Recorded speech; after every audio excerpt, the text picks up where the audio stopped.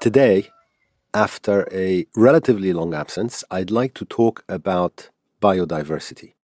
Yes, I know that the IPCC released a hugely important scientific report this week, but there is, in fact, nothing new in it, and that's the most important thing that you should probably know about it.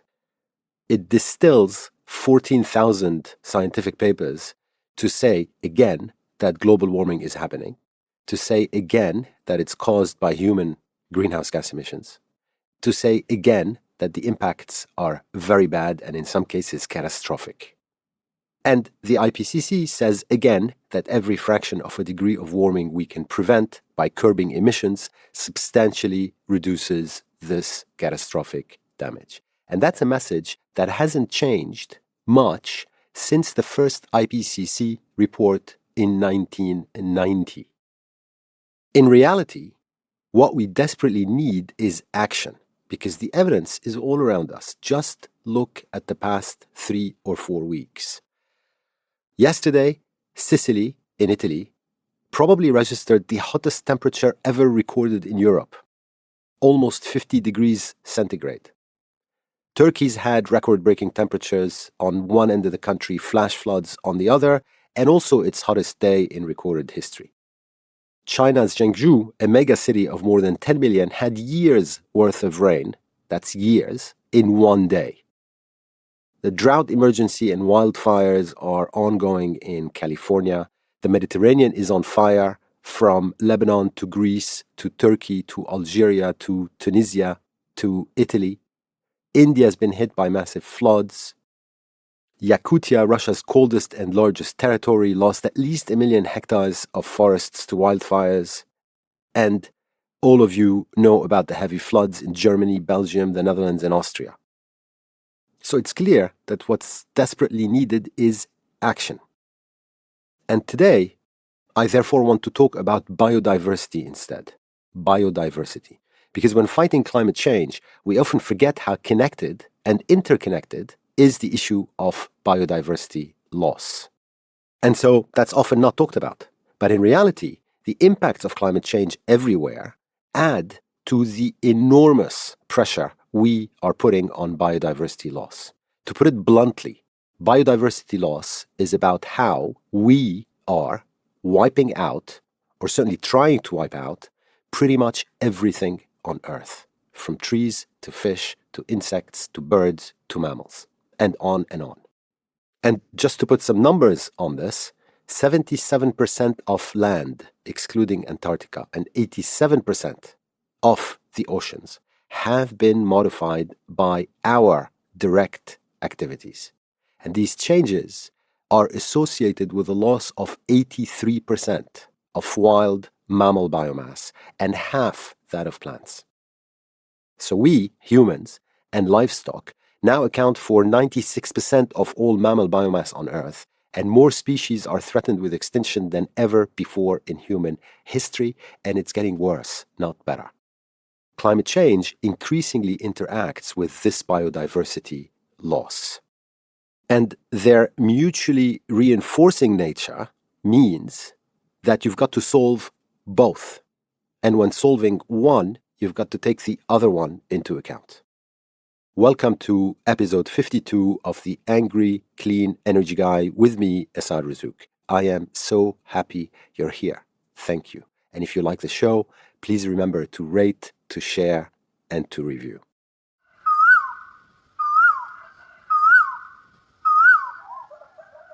You may not know, because it's not often news, but periodically, mutilated dolphins in their thousands wash up on French beaches for all to see. Thousands more, uncounted, die without ever reaching shore. That then provokes indignation. Then the locals start protesting. Some media outlets pick up the story, and then we go back to the silence. We forget about the dolphins. These lovely and super intelligent descendants of land-dwelling mammals that first went to sea 50 million years ago. And we move on. And the story then repeats itself every couple of years, in France, in Peru, and elsewhere. The dolphin assassins, however, aren't taking any breaks, whether the story is in your newspaper or isn't.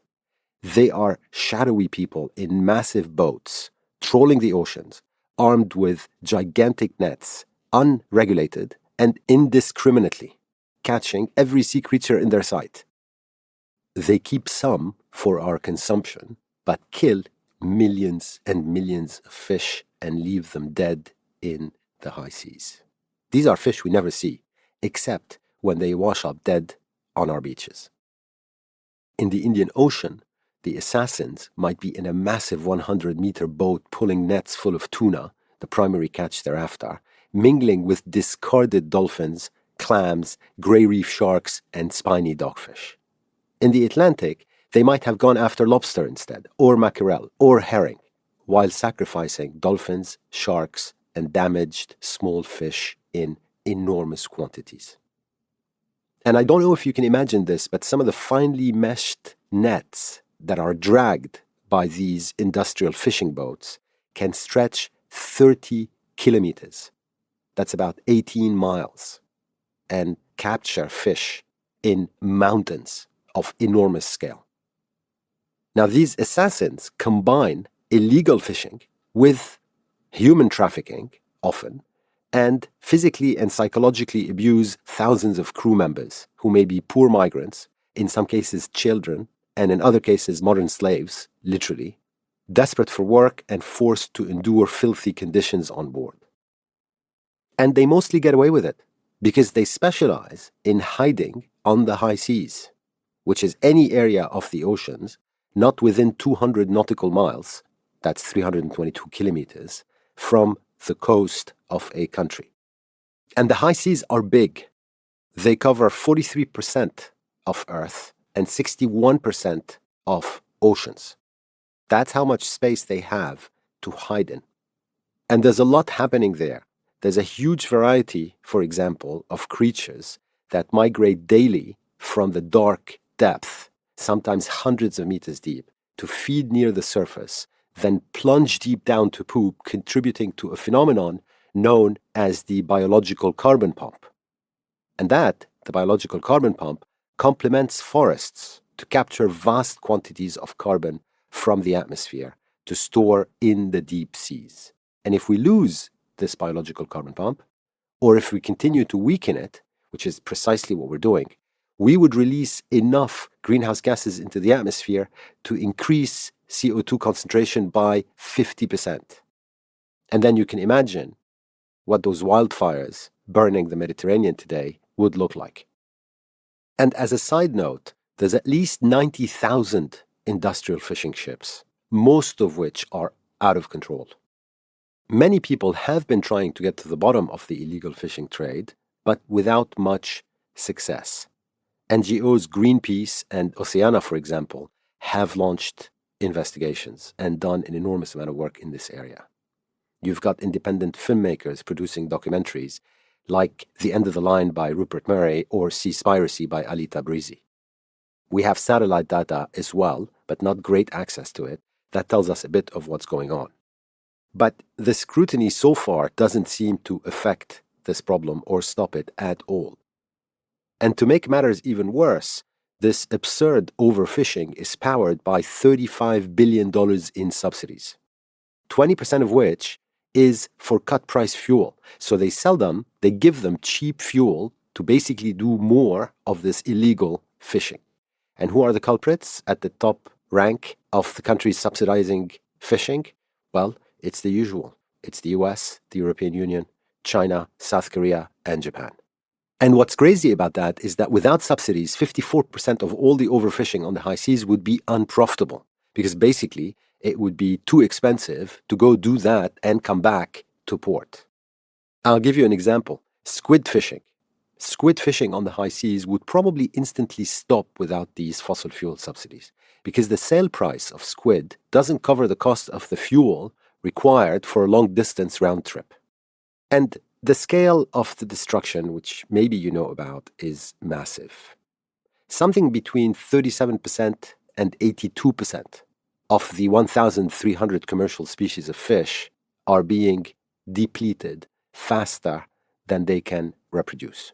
Nobody knows exactly how much, but it's somewhere between 37% and 82%. So we're wiping them out, basically. And then in addition to the dolphins, the industry kills 50 million sharks every year, effectively by mistake, while bottom trawling, at zero cost to those who own the ships and those who operate them.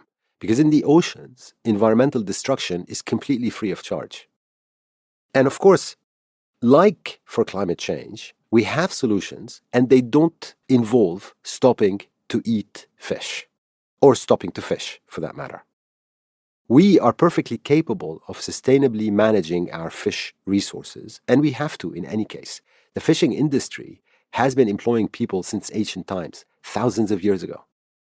Today, at least 250 million people worldwide are directly employed by that industry, and about 1 billion, mostly in developing countries, derive their primary proteins from fish. So we can't campaign for people to stop eating fish. That's tantamount to trying to deprive some of the world's poorest of their essential sources of protein. It's just absurd. And on top, we would also be taking away their jobs, when in fact, they have been living in harmony with the seas for thousands of years. So it's morally wrong, and in any case, it's not likely to happen. What we want instead is we want oceans to be managed in a sustainable way. And to get there, the most important action we can take is at a government level. We have to agree to turn at least 30% of our oceans to marine reserves. And ideally, we should turn 50% of our oceans into marine reserves. And that would be areas protected from everything we do, including fishing. But not just fishing. Deep seabed mining too, for example. And to put that 30% to 50% in perspective, today, all the countries in the world collectively protect less than 5% of our oceans. So the 30% to 50% would keep a substantial portion of our oceans healthy. We would also restore automatically fish populations there. And this works in exactly the same way as how we should be fighting deforestation. You prepare the grounds and you leave the trees or the fish or other sea creatures to do their thing, as they will. In addition to protecting the high seas, we need to apply science to existing fisheries. That's things like setting strict catch limits, closing key habitat areas, and that would help oceans begin to recover by reducing overfishing and by limiting the senseless fishing then dumping of bycatches. The existing system is broken. That must be acknowledged, because the existing global governance system for the oceans has a record of failure. And that's documented by the rise of industrial fishing around the world, even though some countries have the power to set rules regarding fishing limits, for example. And what I'm talking about is not that difficult. Protecting 30% of our oceans shouldn't be too hard. There's only 30 countries and the EU that govern 90% of our global fish catch. But then we run into another problem. There's a maze of initiatives, and from what I can see, none of which are leading us forward fast, and every one of which is partially dependent or waiting on the other. This is going to get confusing because all these initiatives have long names, but I want to go through them just for the fun of it. So, efforts are underway, for example, to protect some of our oceans via the Intergovernmental Conference on the Protection of Biodiversity Beyond National Jurisdiction. And that's a United Nations thing. And as it says on the tin, it's to protect biodiversity, but specifically via an internationally legally binding treaty. And that would be a legally binding treaty to protect the high seas and their marine life. And in theory, this is intended to complement another United Nations instrument, this one called the UN Convention on Biological Diversity, which is intended to protect wildlife but only applies within a country's border or to vessels carrying its flag, and so it doesn't actually have enough reach. Now, to put these things into perspective, the UN Convention on Biological Diversity is already at its 15th annual meeting. That's 1-5. And the Intergovernmental Conference that's trying to get an international treaty done to protect marine biological diversity in the high seas is itself at its 4th annual meeting. Now, you and I know that it took more than 21 annual meetings to agree the Paris Agreement on climate. And even that, while it was progress, was neither binding nor enforceable. And the oceans need us to do better than we did on climate change. So there's an enormous amount of work to be done in this field. If we made the Intergovernmental Conference on the Protection of Biodiversity beyond national jurisdiction, so protecting biodiversity in the high seas, if we made that thing binding and enforceable, we would, at a stroke, have a mechanism to aggregate enough marine reserves to fight back against industrial fishing. And similarly, the UN Convention on Biological Diversity has to stop the Groundhog Day routine of annual meeting followed by annual meeting without concrete results. It's already enough, to be honest, that yet another 2 United Nations initiatives, I know you knew they were coming. So there's yet another 2 United Nations initiatives related to the oceans. The high-level UN Ocean Conference and the not yet properly named Global Convention on Plastic Litter. So it's already enough that we have 2 other United Nations initiatives that also don't look like achieving anything concrete anytime soon. Right? So that's 4 global initiatives so far. But let's continue, there's more.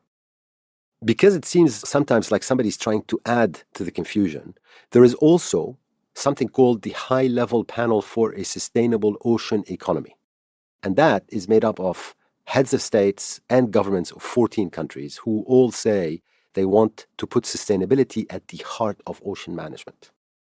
Then you've got the annual One Planet summits, which are sometimes focused on biodiversity, and something called the High Ambition Coalition for Nature and People, which is made up of more than 45 countries in this case, and they are apparently there to champion a global deal to halt or to stop the growing loss of species in vital ecosystems on both land and seas. And that's not yet all of it, because at the same time, we have to end subsidies for fishing in the high seas. And so negotiations have been going on for 2 decades at the World Trade Organization to deliver on a mandate to eliminate by 2020 fishing subsidies. And of course, we have not. And so you can expect more years and years of negotiations without a concrete result. And what's crazy about this topic is that a combination of marine reserves, like the ones I described, that cover large parts of the high seas, as well as the removal of these fuel subsidies that I was talking about for long-distance fishing, and finally, applying science to fishing within national boundaries. So just these 3 things would actually deliver an increase in global fish stocks. It would also make wild fish more accessible to hungry people around the world. And it would provide critical protection for important ocean ecosystems, habitats, and biodiversity. So once again, like climate change, the solutions are not complicated. We're just not getting them done.